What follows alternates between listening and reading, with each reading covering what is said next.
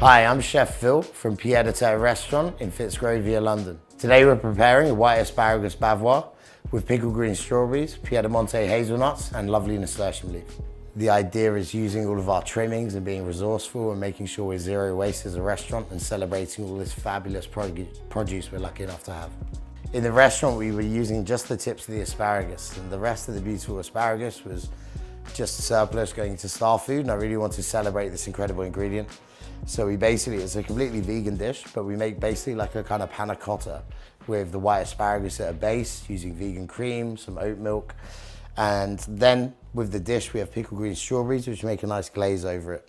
So we've cut the Bavoise. What I'm gonna do now is we just shave some beautiful Piedmonte hazelnuts over the top of it to give a nice nuttiness and nice like toasted hazelnuts kind of give a brown butter feel to like vegan food kind of things, which beurre noisette's one of my favorite flavors. So, you know, even without the butter, you can still have that. So this is the disc, the asparagus Bavoise with the green strawberry glaze.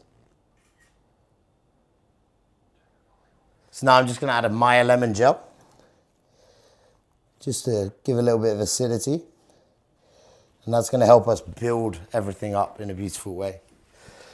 Half toasted hazelnuts go on top of our little gel.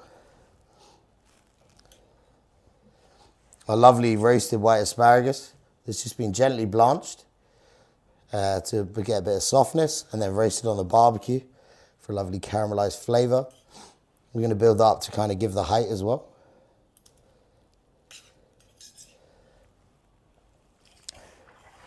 Beautiful pickled green strawberries, which used to be discarded, and because they're not sweet and they're more of a savory product. And we found pickling them to give an amazing acidity, which I believe acidity to be a seasoning of food, just like salt and pepper.